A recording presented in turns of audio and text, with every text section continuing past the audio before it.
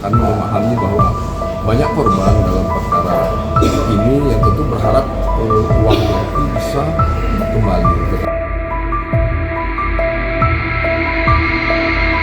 Kejaksaan Negeri Kabupaten Bandung menegaskan komitmennya untuk mengusut tuntas dugaan penyimpangan yang terjadi di PT Bandung Daya Sentosa, atau BDS, sebuah badan usaha milik daerah milik pemerintah Kabupaten Bandung yang saat ini tengah menjadi sorotan publik terkait polemik keuangan dengan para vendornya. Kepala Kejari Kabupaten Bandung, Doni Haryono Setiawan, menyatakan bahwa laporan mengenai dugaan penyimpangan di PT BDS telah diterima sejak akhir Januari 2025. Sejak saat itu, pihak Kejari langsung melakukan langkah-langkah penyelidikan. Namun, Doni mengakui proses penyelidikan kasus ini tidak bisa berjalan cepat karena kasus ini sangat kompleks. Banyak transaksi, pihak yang terlibat, serta berbagai aspek hukum yang harus dicermati. Ia menggambarkan, menyusun perkara ini seperti menyusun puzzle.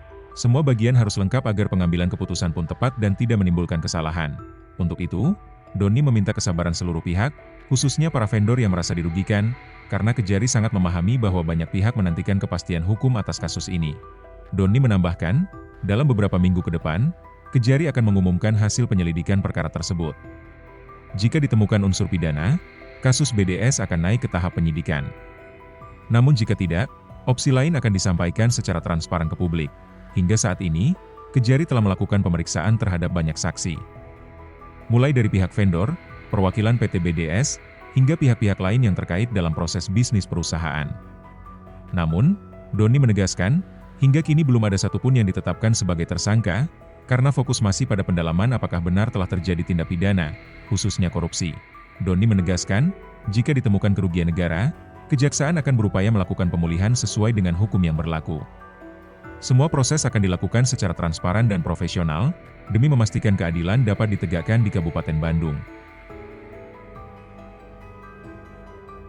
Kejaksaan sudah menerima laporan tentang kasus dari para vendor. Ya, terkait dengan kasus BDS, kami sudah menerima laporan dari akhir bulan Januari tahun 2025. Dan pada saat kami menerima laporan itu, kami juga sudah melakukan penyelidikan terhadap perkara tersebut.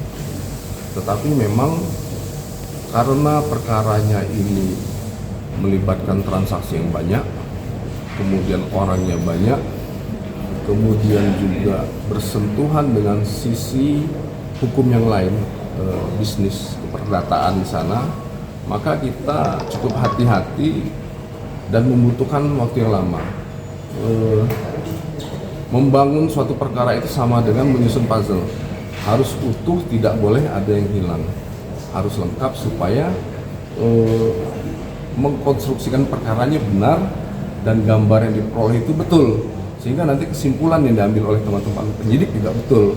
Nah, kami berterima kasih atas kesabaran dari banyak pihak. Kami memahami bahwa banyak korban dalam perkara ini yang tentu berharap uangnya itu bisa kembali. Tetapi kami juga perlu waktu untuk melakukan proses hukum terhadap perkara ini, dan kami juga sudah diatensi oleh pimpinan untuk segera menyelesaikan penyelidikan perkara ini, kemudian apapun hasilnya segera sampaikan ke publik.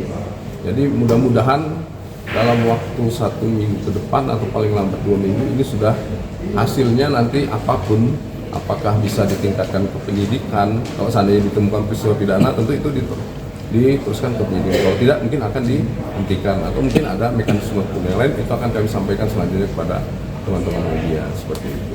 Pak, ada pemeriksaan saksi-saksi atau seperti apa? Udah belum, Pak? Pemeriksaan saksi-saksi sudah banyak kita lakukan, baik dari pihak vendor, dari pihak BDS-nya sendiri, kemudian dari pihak-pihak lain yang terkait dengan proses bisnis dalam perkara ini, dari pihak PT Cahaya Frozen, CF, dari RPA Rumah Potong Ayam, dan banyak lagi. Sudah ada yang mengarah untuk jadi tersangka? Belum. Jadi penyelidikan itu kita fokusnya adalah untuk menemukan peristiwa pidananya. Peristiwa pidana apa? Pidana korupsi. Kalau itu sudah ketemu, baru nanti kita naikkan ke penyidikan. Nah, di proses penyidikan inilah kita akan mengumpulkan bukti-bukti lagi, yang dengan bukti itu kita membuat terang tindak pidana yang terjadi dan menemukan siapa pelakunya. Sehingga nanti ketika itu sudah berjalan, baru kita bisa lakukan upaya-upaya untuk menemukan siapa pelakunya dan tentu saja untuk berupaya memulihkan kerugian negara seandainya itu ada nanti seperti itu. Download Tribun X sekarang, menghadirkan lokal menjadi Indonesia.